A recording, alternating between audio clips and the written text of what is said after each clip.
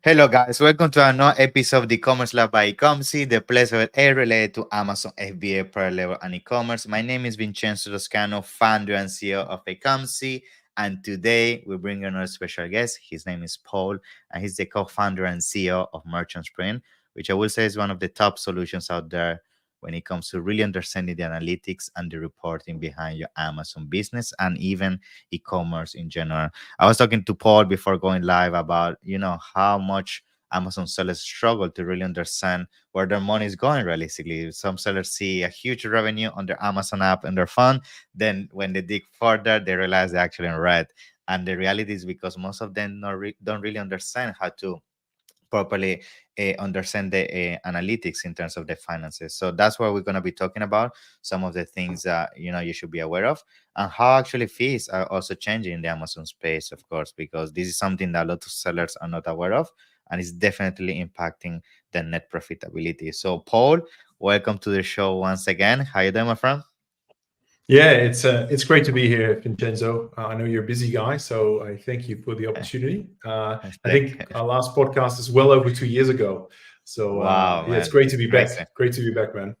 I know it's crazy. I remember back then things were just kicking it into gear, and seeing how many things have changed in 2 years is definitely crazy. And I'm so thankful to still have you as a partner on my network, because I know you do so many great things in terms of content, and also your software as well. So it's great to have you. Awesome. So for those that might not know, just a quick intro about what Merchant Spring does, who you are, and then of course we jump diving into the topic. Yeah. Yeah, absolutely. So Merchant Spring is really, our business is reporting and analytics for Amazon agencies or marketplace agencies, Amazon vendors, and Amazon brands. So we support over 25,000 different sellers through our platform.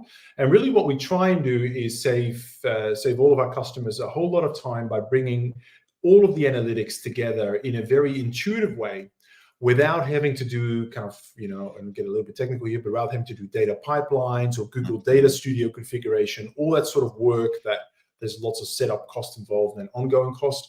For us, everything just works. It's out of the box. And we try and cover as many facets of your Amazon business as possible, so that you can quickly understand what's working and what's working, and you can get to action as opposed to analysis. That's really Awesome. our reason for being. Awesome, Paul. Thank you so much. And as I said, like, I think this is a must for most Amazon sellers, because it's funny when sometimes I have this conversation. Amazon sellers say, "No, I don't need any kind of reporting or insights, because I can just go to my seller center and see that within my transaction view." And man, it's like that's why so many of them struggle, because if you try to figure out all this on your own or with spreadsheets, trust me, you're gonna do a lot of mistakes. And that's what I want to use actually as to open the conversation. Like, um, from your experience, because I mean, through Merchant Spring, I'm sure you have started to identify certain trends in terms of where Amazon sellers are struggling. Like, what do you feel is the some of the fees that most Amazon sellers oversee that is actually impacting significantly their net profitability? Yeah. Yeah. So this year, and I'm very specific in terms of this year, we really see two big trends. I mean, and just for context, of all the e-com platforms out there, because we do profitability across Yeah. Walmart and other channels too, but for Amazon is by far the most complicated. Amazon, depending on which country you're on, you could be looking at anywhere sort of around 140 different fee types. It's crazy. Yeah. And they're both kind of income and expenses and the like. Now, where we see kind of the two big trends this year, one of them is, I think, the more well-known one, which is around advertising, right? Everyone is I think everyone's feeling the pinch around advertising. Advertising costs are going up. TACoS or ACoS, however you like to look at it, it's certainly going up as well. And that's really taking a big hit in terms of the P&L. That comes straight off the bottom line. If you're spending 50% more on advertising this year, that comes straight out of the bottom line. So I think that's a fairly well-known trend. The other one is perhaps lesser known. If you think about Amazon and fee types, what's well known is kind of the referral fee and the commission. That's pretty straightforward. But what is becoming a lot more opaque is the all of the different FBA fees, right? So we used to just have per unit fulfillment fees, which essentially meant, hey, Amazon, charges you a fee for every unit you send out of the warehouse. Maybe there's a bit of gift wrapping or whatever that goes with it. But obviously now it's getting more and more complicated, right? So there's fees for, not having enough stock. There's fees for having too much stock. There's fees for, sending things to one warehouse and then letting Amazon distribute it, and vice versa. So you think about different combinations. Amazon has really introduced a whole lot of different fees. I mean, I'm just looking at one of our customer P&Ls here. Obviously, I can't share it, but the new fees I'm seeing to appear that maybe weren't here last year, which is inbound transportation fees, right? Yes. Obviously, storage fees were there, but there's a new line item, long-term storage fees, right? And by the way, it's not just they've appeared, but they've gone up as well. Removal fees, yes. Transportation program fees. I know we've got convenience fees. And the funny thing of these fees is that sometimes, because they are not significant, you might oversee them, like maybe it's a few dollars here, a few dollars here and there. But in the bigger picture, it's a ton of revenue going out of the door, Yeah, no, absolutely, right? So to you, like, hey, maybe going from like an average, a cost of like $6 per unit ship, you go to $9. You're like, it's only a couple of dollars. But of course, if you're only selling a product maybe for $15 or $18, you're like, wow, that is your profit gone, like wiped out. So it's really, really tough. Really tough. And what's really hard is the transparency around this. We've had lots of our customers come to us over the last month. I've particularly noticed this thing this month, which is, we need more breakdown. We need more detail, because they're seeing all these charges in their account. They don't understand. And it comes as a surprise. I'm sure Amazon is covering their legal responsibilities, and I'm sure things are communicated. But let me tell you, like, I think 9 out of 10 sellers are quite surprised about the fees that they're facing. Now, when it comes to this, I feel, of course, it's very important to understand all your expenses in the bigger picture, but what I feel people don't do very often is go even deeper and do this at the SKU level, because sometimes they have identified that the main loser in terms of what attributes to your P&L sometimes as a single SKU compared to your whole catalog. And sometimes you might fall into the trap to think that your whole brand is underperforming when realistically it's only one SKU. But if you don't have a proper P&L structure, like a tool such as Merchant Sprint, like, it's very difficult to you do this within Amazon itself. So from that perspective, like, what are some of the methodologies you see people doing? It could be even with Merchant Sprint, to figure out, when deciding when is the right moment or not to kill a SKU, for example. Yeah. Look, I mean, let me talk to you about kind of the standard and where the world's moving to, and then I'll give you some sort of watch outs as well. Of course, at a very rudimentary level, what you try and do is you're trying to work, okay, what did I sell things for? At a product level, you can then deduct a referral fee. You can deduct your unit cost. I mean, these things are kind of the easiest things. And then you can get into, okay, what other cost can I attribute down to a product level? And this is where things typically get a little bit harder. FBA fulfillment is, in terms of the straight fulfillment, is quite easy, but after that it becomes harder. And it becomes harder, but that doesn't mean the costs aren't true. It just becomes harder to reflect it, which means there is always a risk of thinking that your products are more profitable than they actually are, right? Now, if that's the lowest level of granularity you can go down to, that's okay, but set the bar a little bit higher, right? So instead of looking for break even, set the bar maybe at 10% or 15% profitability, and look for relative differences, right? If you've got one product at 5% profitability and the other one at 25, like, go down into the 5% one and focus your energies and efforts there, because you're probably losing money there, whereas the 25% one, perhaps less so. But then you get into breaking down further costs, and this is really interesting, right? So you've got some really, particularly on the fulfillment side, you've got some big costs that are sort of product related, but not always attributable back to products. And there's probably 3 or 4 I want to just mention. The first one is advertising, right? Advertising is tricky, right? So as you know, Amazon you can run different types of campaigns: Mhm. sponsor display, sponsor product, sponsor brand. Now, sponsored brand campaigns, for example, very, very hard to attribute it back down to a product level. If you're just running sponsored products and sponsored product display, you can break it down by product level. It's what we do in Merchant Spring. However, you've got to be still a little bit careful, right? Particularly saying certain categories like fashion, where you may advertise a certain SKU, but you've got huge variety below that. Amazon will attribute all of the cost of that particular, say, sponsored product campaign to that one particular SKU. So that SKU will look super unprofitable, right? It will have a crazy tacos. But the rest of the parent ASIN actually looks quite healthy. So if you're in that sort of category where you've got really deep sort of parent-child variations, you don't want to get too deep into the SKU level profitability. You really want to look at it in a group level, right? In terms of a hot funnel, essentially, a funnel. Yeah. Correct. So that's kind of I guess a limitation of Amazon. But then on the fulfillment side, it gets even more interesting, right? So you've got things like storage fees. Now, Amazon doesn't really break it out by product, but they do give you an estimate, right? So some tools will break it down, storage fees. Same with inbound transportation fees, and then long-term storage fees as well. Right?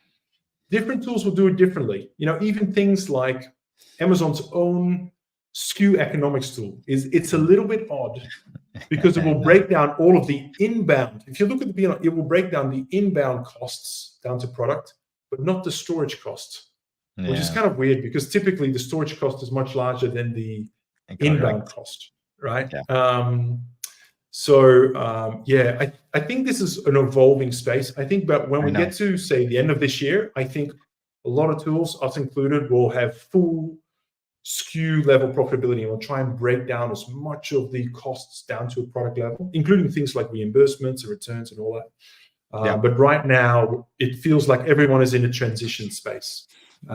So be very careful with that. Yeah, and you mentioned there's something very interesting, which I want to make a quick parenthesis on the first scenario, which is when you have a product that essentially is a lead loser of a brand. It brings all the traffic, but it's not the one that converts. It's the one that allows people to discover your brand and buy your other catalogs.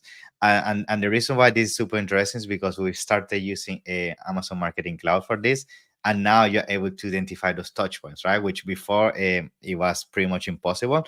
And that happens a lot. So for those watching and hearing this, like, be mindful of that, because I remember a brand that they removed an ASIN that was crazy, like crazy tacos and ACOs, because they were never profitable.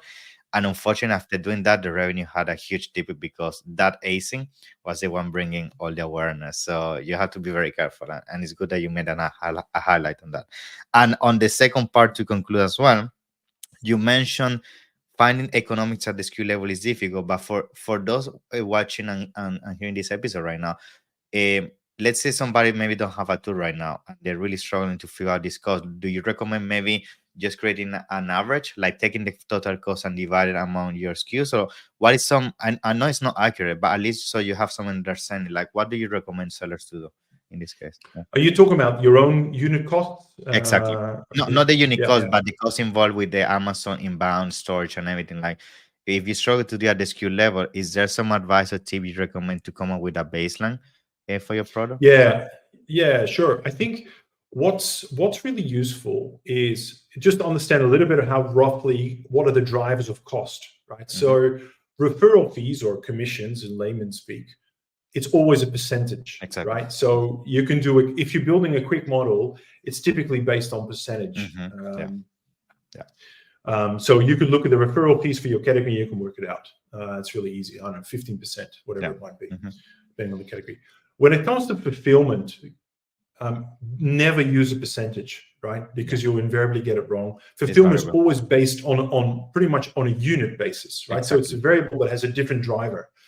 So for fulfillment, I would always do it on a per unit basis, right? Now, if it's something reasonable, I don't think I've got any benchmarks to hand here, but depending on the category, it might be $6 a unit that you ship.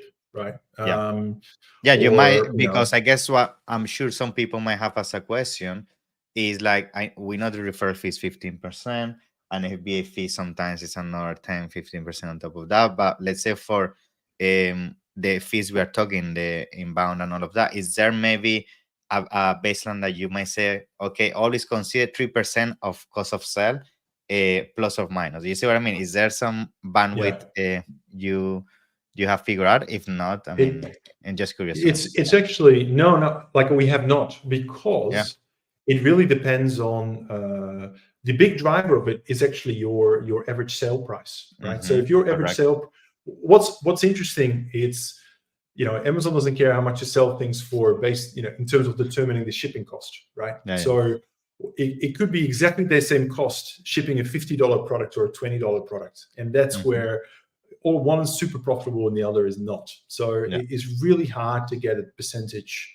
right. Interesting. I would flip it I would flip it on its head, right? And say, if you're selling a product that, say, let's talk the US, for example, that is below 25, that you're selling at an average price of $25 or less, and it's like a normal size product, or not, it's not like a greeting card, a Hallmark greeting card that you can sell for $20 and weighs nothing.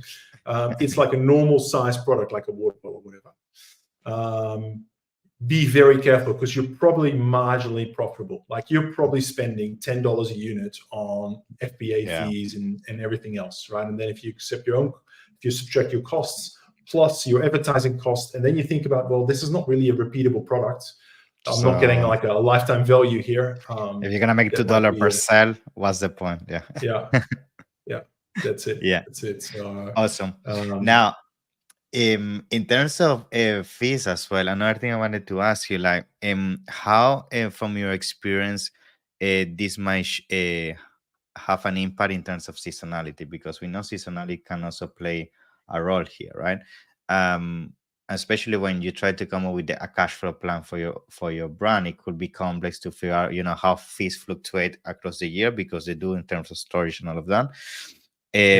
So do you have some advice in there as well? Like, what do you usually see sellers doing to mitigate this fluctuation of fees? Because sometimes it can be significant, and if your cash flow is not adjusted to that, you might go easily from green numbers to red numbers, you know? So I think what I'm seeing more and more every year is some really explicit consideration on whether to participate in things like Prime Day or Black Friday, right? So traditionally, I mean, in Q4, every seller gets that letter from Amazon, right, saying it's peak trading, our fees are going up. You know, in a way that makes sense, because Amazon is pushing a lot more volume through their warehouse. They want to make sure that you know, the working capital in those warehouses, or at least the volume of stock, is optimized, right? You know, I don't think it's necessarily they don't want to grab money off you. They just want to disincentivize you to take slow-moving stock out of the warehouse, right? So they can free up capacity to drive that. But, you know, obviously the costs go up. Then, of course, you see there's big discounting going on during these events as well. And then, generally speaking, there is a big cost associated with like the stock wave, right? You know, you're probably spending more on transport to getting onto Amazon, getting the right time slot in, and not having to pay like penalty fees and all these things is harder and harder, and it has a massive working capital drain on your you know, your own balance sheet. So I see more and more sellers, but also vendors, actually sort of say, look, actually, we're just gonna play it safe, or pass, or let's not go crazy, and let's not beat our chest because we want to show, you know, we want to post some sort of chart on LinkedIn that says 200%. The idea $1 million, but the profit was $10,000. What is, by the way, I mean, this is a little bit deeper. What is really interesting, this is some of the work we're doing with some of our clients now around customer lifetime value, right? What is really interesting is to go back, because we all kind of invest, right, in terms of Prime Day and Black Friday. What's really interesting, go back, say, last year, 11th and 12th of July. Look at the cohort of customers that you sold to, and particularly the ones that became new customers to your brand, right? Look at that cohort, try and drill down, you know, into those days and say, what's happened to them? Are those customers the lifetime value of those customers. Is it the same? Is it more? And what are the specific products that turn them into a good, repeat customer that drove a disproportionately high lifetime value? So, because you may just find that, like, of the hundreds of products that you sold, of all that work you did, maybe there was just a handful that actually made the difference, right? Yes, the 80-20 rule, essentially. Yeah. Correct. Although, in e-commerce, sometimes it's more like the 5-95 rule, right? It's even more pronounced. Yeah. In fact, we do that all the time with brand analytics, because with brand analytics, you can go back in time and we see, what competitors did during a specific period of time, how the keyword behave, all of that, and it's a good indicator if sometimes it's worth or not to replicate the same the coming year.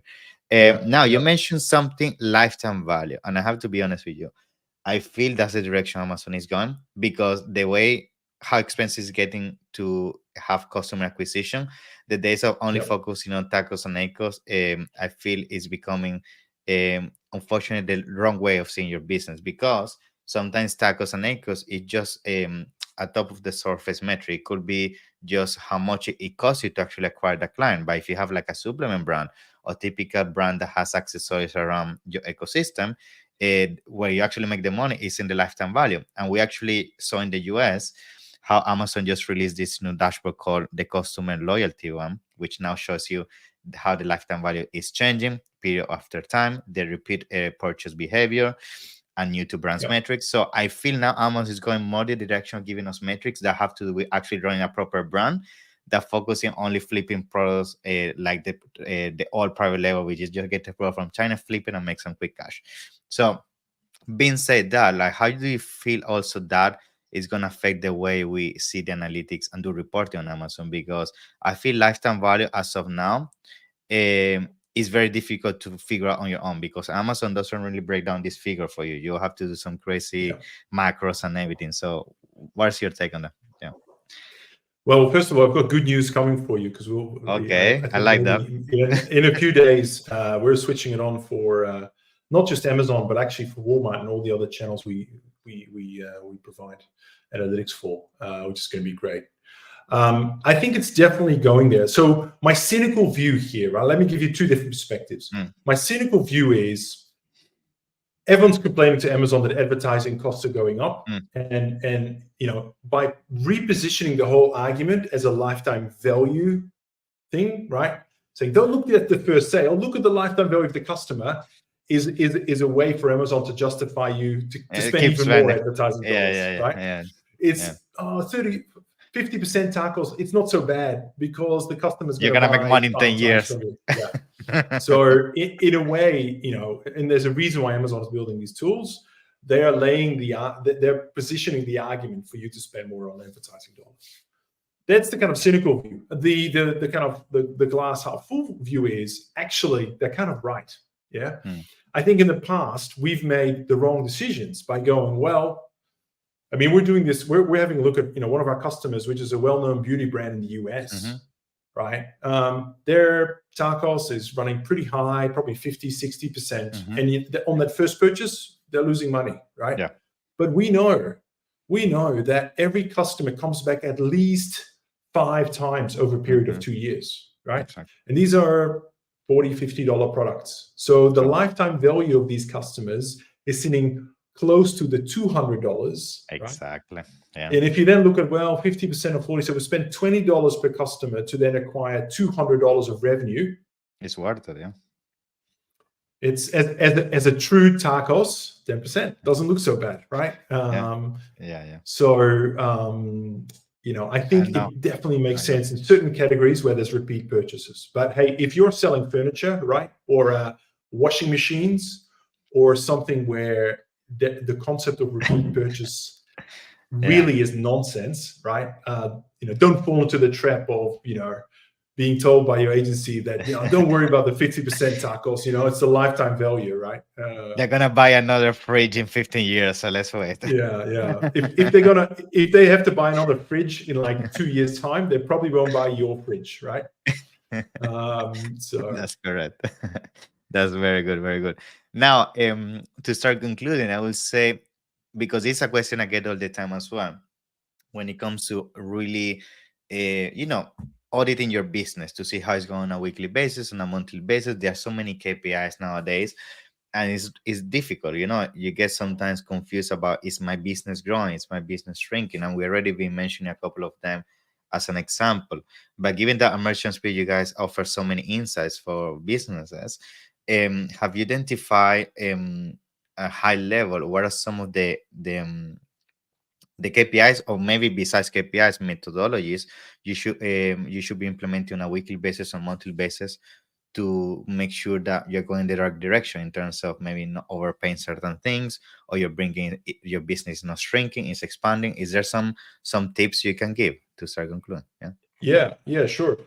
I'm really kind of analytical guy, so I like to sort of start really at the top, right? Mm-hmm. Which is, a healthy business is a business that exhibits two things in my mind. It's growing top line sales, and its profit line is expanding, right? Mm-hmm. So really, so the two things I'm looking at is, so let's say, we've just finished May, obviously. I'll be looking at May versus, I like to look year on year as opposed to, Okay. May Nice. versus the prior year, because, I'd like to strip out seasonality, but of course, looking at things different ways is always good, but for simplicity, I like to look year on year. I like to look May on May.